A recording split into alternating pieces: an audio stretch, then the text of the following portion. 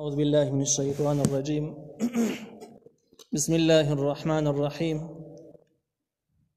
يا أيها الناس أنتم الفقراء إلى الله والله هو الغني الحميد. سورة الفاتر 15 نمبر آیات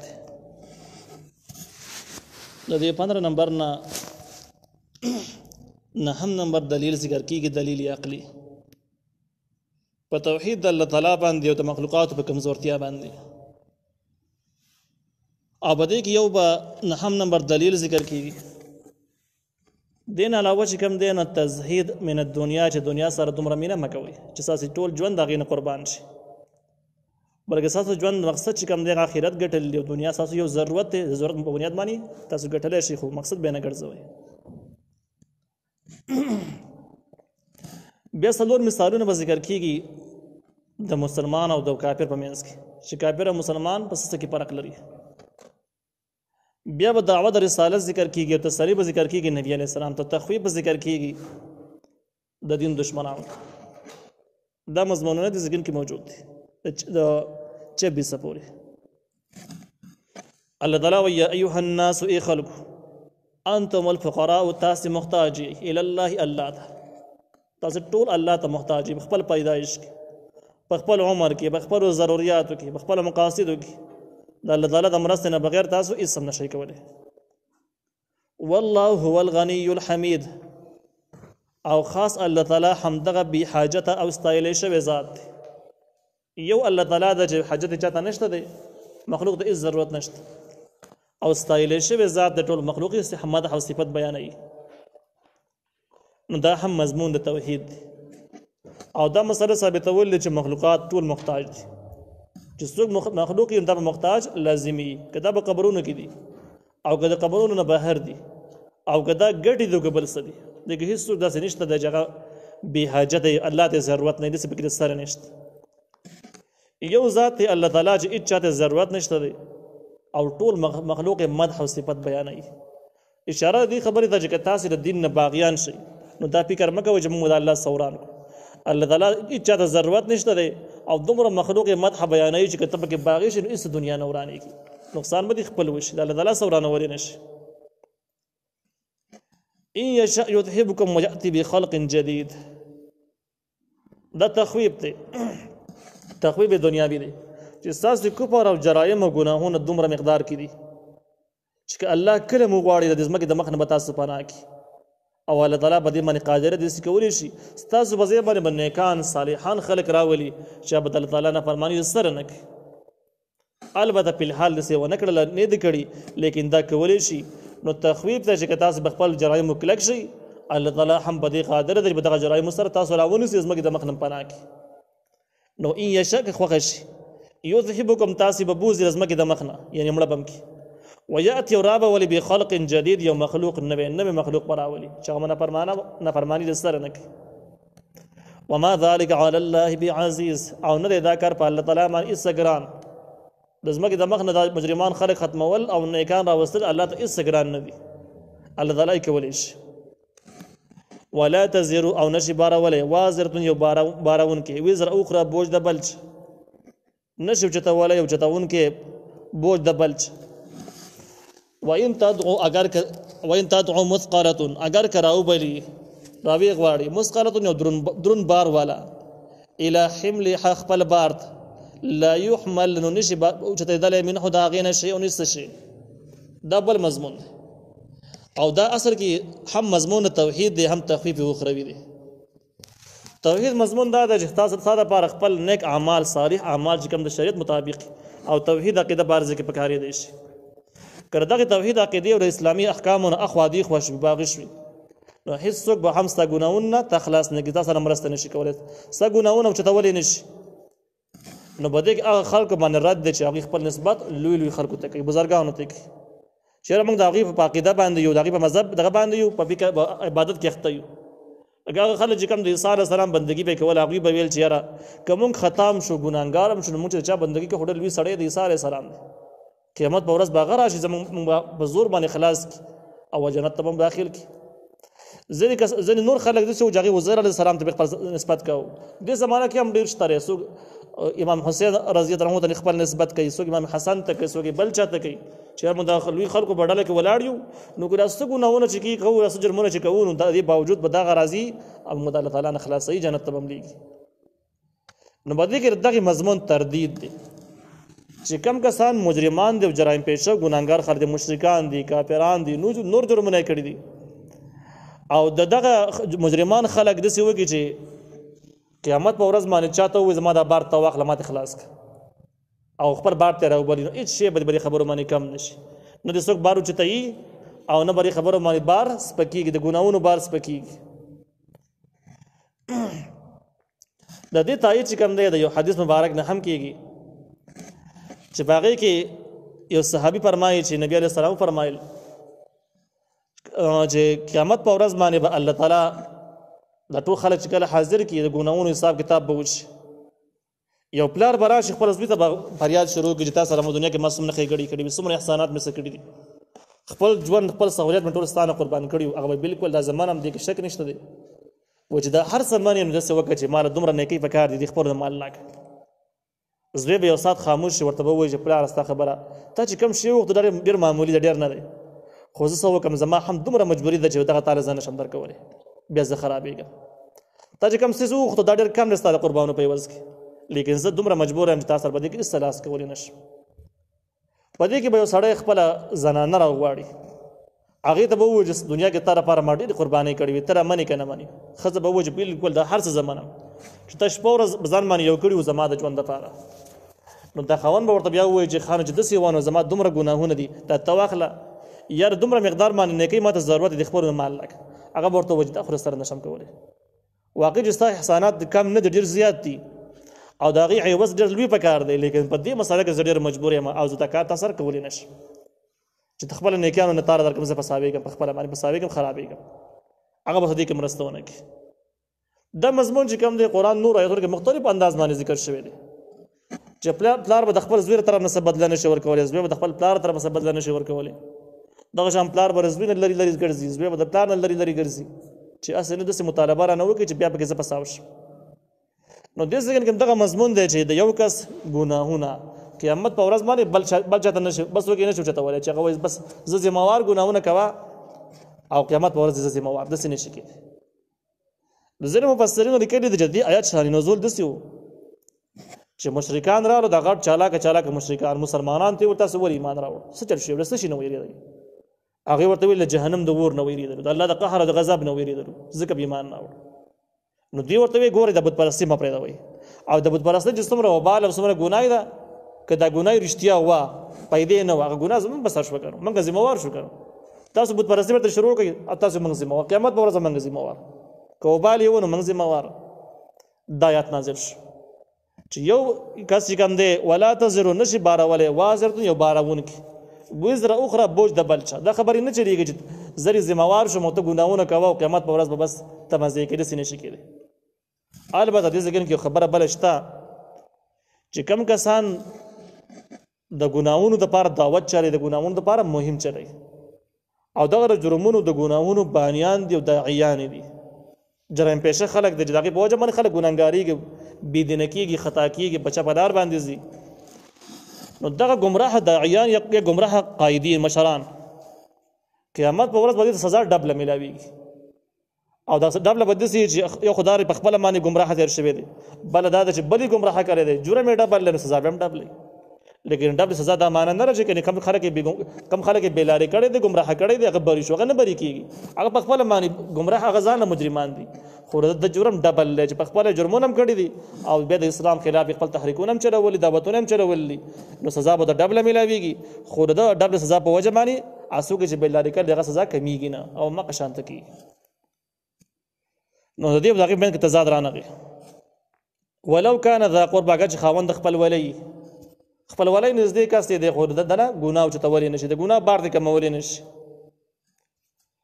دا مضمون چې کوم دی تسلي شوه نبي علیه السلام ته، او تسلي بلې طریقه باندې شوه چې د دې خلکو په ګناهونو جرمونو باندې ته دومره خفه کېږه مه چې بس ته دومره پریشان یې چې بس خپل ژوند یې لنډ تنګ کړی دی مخکې دا مضمون تیر شوی دی چې دوی په وجه باندې خپل ساه مه وباسه، خپل ځان مه وژنه.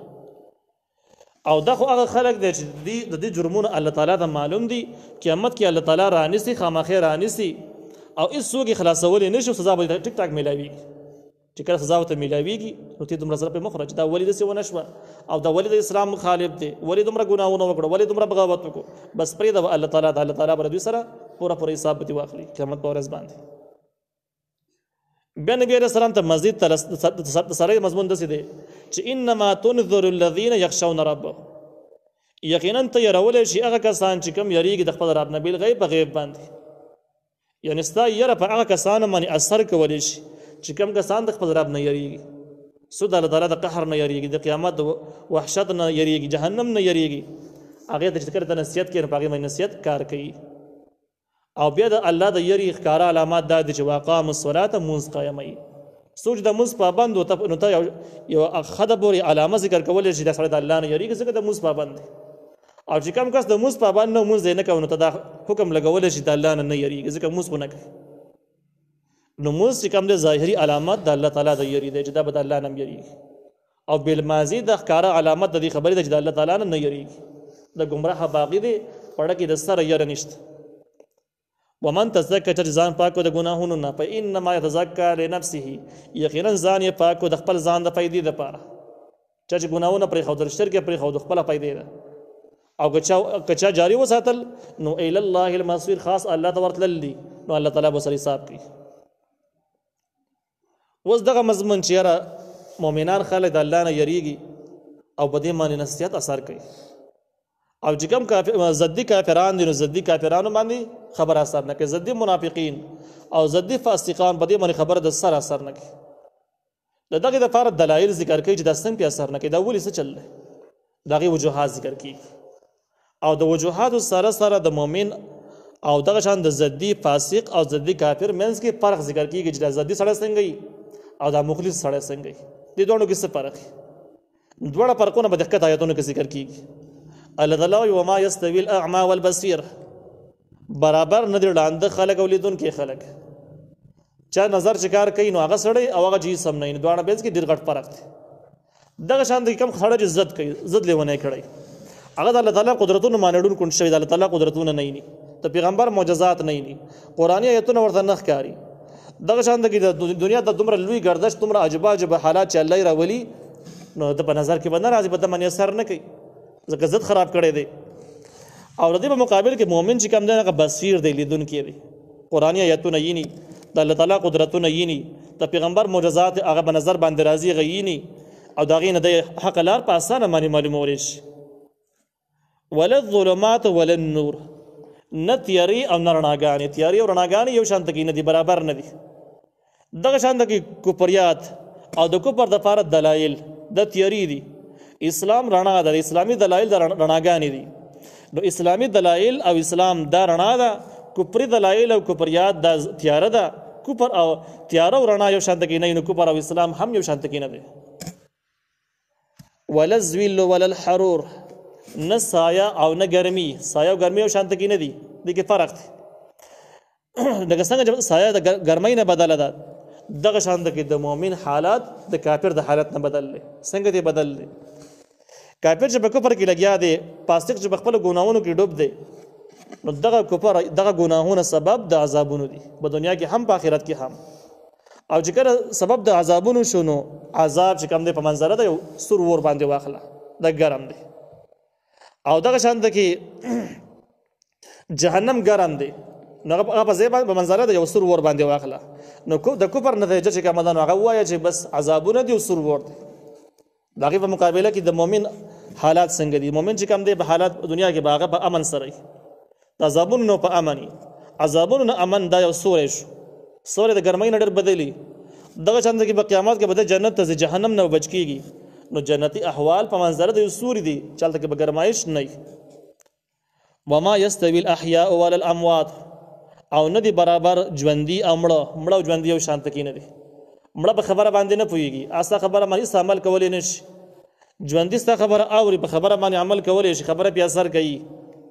نو دغه شان د کې داسې ووایه چې کافران په منظره د مړو دي، د دوی اندامونه، صلاحیتونه، مال دولت په خزه کې نه استعمالېږي، په غلطو ځایونو کې استعمالېږي.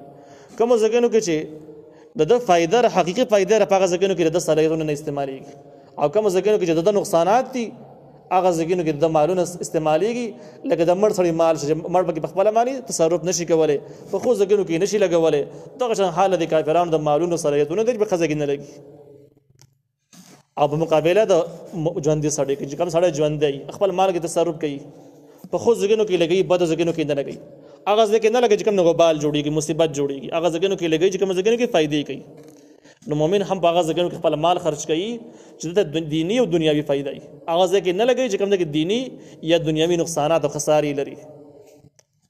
ان الله یقینا الله تعالی یسمع اورول کوي من هغه چاته یشاء چې خوښ، او الله هغه چاته هغه څوک خوښیږي چې بچا کې اخلاص وکړي، په کوم چا کې انابت طلب موجودي چې بس الله رضا حاصل کوم. نو الله تعالی هغه ته بیا هغه ته اورول کوي. او چې کوم کس کې انابت نه، غفلت، عزتي، جهالتي، ظلمي، تکبري، هغه ته الله تعالی نه اوري. دغه مضمونونه مخکې در شوي دي چې ان الله لا يهدي القوم الظالمين، ان الله لا يهدي القوم الفاسقين. نو دغه طریقه باندې ځینې صفتونه داسې دي چې په انسان کې را پیدا شي، مرضونه شته، روحاني مرضونه چې په انسان کې را پیدا شي، نو الله تعالی د هدایت هغه توفیق استواخلي. نو ان الله یقین الله تعالی اورول کوي، یسمع اورول کوي من حاجات یشاء چې خوښ، وما انت ونیت بمسمع اورون کې من حق چاته په قبور چې په قبرونو کې دي، یعنی مخکې د مړو باس شي او چې مړي په قبرونو کې پراته وي. نو کم کس چې په قبر کې پروت دي نو هغې باندې ستا خبره اثر نشي کولی، ستا خبره په هغې باندې هغې ته پیدا نشي کولی. داسې دګن کې د مسمعین من فی القبور خبره شوه چې مړو ته اورول، قبرونو والا ته اورولې نشي. دلته کې د مسمعین اورول هغه اورول دي نه مراد چې کم په معنا د قبلولو سره دي، یعنی ته داسې اورول نشي کولی چې کم اورول هغه قبول کړي. قبولولو والا وینا چې کم ده نو ته نشي کولی قبرونو والا ته. او دا ټیک خبره ده چې قبرونو کې کم خلک پروت هغه ستا خبره څنګه قبوله کړي، هغه به څه وکړي، هغه ستا په خبره باندې یا پوهېږي نه یا اوري نه، یا دا چې هغه صلاحیتونه د الله اخیستل دي چې کم د قبلولو او د عمل کولو. خو دارالجزا نه تللی دی، اوس هغه دارالعمل نه تللی، دارالجزا ته اوس په هغه ستا په خبره باندې څنګه عمل کوي. نو د دې خلاصه دا راوتله چې نبی علیه السلام ته هدایت دی چې ته ستا خبرې په هغه چا باندې اثر کوي چې کم خلک ژوندی دي او کم خلک الله غواړي چې په دې باندې خبره اثر وکړي. نو مسمعین په معنا د اورولو هغه اورول چې کم اثرناک اورول هغه ته مراد شو، او دا قبور چې کم دی نو دا هغه اورول شو چې کم اثر نه کوي، او قبلول په معنا سره نه قبول نشي. نو خلاصه دا راوتله چې اسی عامي خبرې خو ته هر چاته کولی شي، کافرانو ته هم کولی شي، مسلمانانو ته هم کولی شي، خو چې کم د قبلولو والا اثر دی نو هغه صرف په ژوندو کې دی، په مړو کې نشته، هغه قبلول نشي کولی. ځینې خلک د دې نه د دې د ظاهر نه ثابتوي چې مړ قبرونو کې چې څوک پراته دي هغه نه اوري، وایي دی دلیل شو.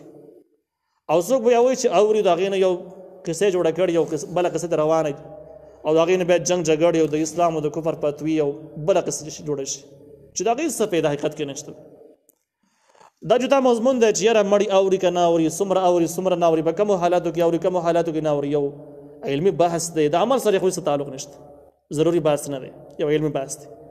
لیکن دا آیت صراحت بدی کې نه دی چې یاره هغه د مړو قبرونو والا نشي اورېدی، په هغې کې صراحت نه دی، ځکه چې بیا خو معنا داسې شوله چې ته کافرانو ته سر اورولې نشي، ته چې کومې خبرې کې کافران یې نه اوري، هغه کاڼه شوي دي، او داسې نه اوري لکه څنګه چې مړي نه اوري. حالانکې داسې خو نه ده، کافران به راتلو بیانونو ته به کېناستل، غوږ به یې ښودو، خبرې به یې اورېدې، خو د خبرې به یې قبلولې نه، پابست یې د قبولې بیا نه وي، او بیا یې منصبې شروع کړلې. نو دا په معنا د قبلولو سره دی. یو وخت کې په حقانیه کې ډاکټر شیر علي شاه صاحب یو لوی عالم دی، وفات شوی دی، هغه نه چا تپوس وکړو، وایي له خلک څوک وایي چې دا مړ اوري، څوک وایي چې نه اوري، دا د دې حقیقت څنګه دی؟ یو عام سړي تپوس وکړو، هغه ورته وایي داسې شی دا یو علمي موضوع دی، یو علمي بحث دی چې اوري که نه اوري. نو په دې کې بیا بحث په دې کې دی چې یاره ټول مړي نه اوري که نه ټول اوري، که یاره ځینې اوري او په ځینې وختونو کې به ځینې خلکو نه اوري، په هر وخت کې هم نه اوري، په هر ټایم کې هم نه اوري، هر څوک هم نشي اورېدی. دا یو بحث دی، یو زمانه کې به دې کې کافي خبرې روانې وي. خو موجوده زمانه کې دا مړي خو پرېږده وایي لا ژوندي نه اوري. موږ ته د جمعې په ورځ باندې مریض نه شي، هېڅ اثر یې نه کړی، په نورو وازونو رسېدونو کې مړه شین شو، غم خادو کې ورزو ته لګیا یو، هېڅ اثر هم نه کوي. وایي اوس مړي پرېږده وایي ژوندي نه اوري، په هغې کې خبره کوو چې دا ژوندي نه اوري که نه اوري، په دې کې بحث پکار دی. به هر حال باندې د دې نه فرقې جوړول او د دې نه بیا فرقواریت جوړول او بیا د کفر او د اسلام فتوی لګول ډېر سخت ظلم دی، زیاتې دی. د دې د کفر د اسلام سره د خاص تعلق نشته، دې خبرو یو علمي بحث دی، د عمل سره هېڅ تعلق نشته دی چې یاره که واوري نو ته به څه وکړي ته به د مکلف نه چې ورشي مړو ته واز نصیحت وکړي قرآن ورته وښیې نیکې لارې ته راوړې ته خو به د مکلف نه یې چې مکلف نه یې نو ته به څه کوې چې اوري که نه اوري نو بس دا یو جدا خبره شوه کوم چې د دین ضروریات دي په هغې باندې خبره پکار ده چې اسلام کم اجزا چې دي نو هغه دومره بنیادي دي چې د هغې نه بغیر انسان مؤمن نه پاتې کېږي د انسان ذمهواري څه ده نو اصل کې د مسلمانانو اتفاق او وحدت د فرض عین دی داسې فرض دی څنګه چې کلمه فرض ده څنګه چې مونځ فرض دی او د ټولو د مسلمانانو د ټول اجتماعي عزت غلبې ترقۍ دپاره همدغه اتفاق بنیادي پوینټ دی نو ته په هغې کې کار نه کوې هغې دپاره کار نه کوې بلکې خلک په فرقو لانجو کې ورچې او بیا وایي چې ما د دین خدمت وکړو واورېدو ویې نه اورېدو د اسلام سره سراسر دښمني ده سخت زیاتې دی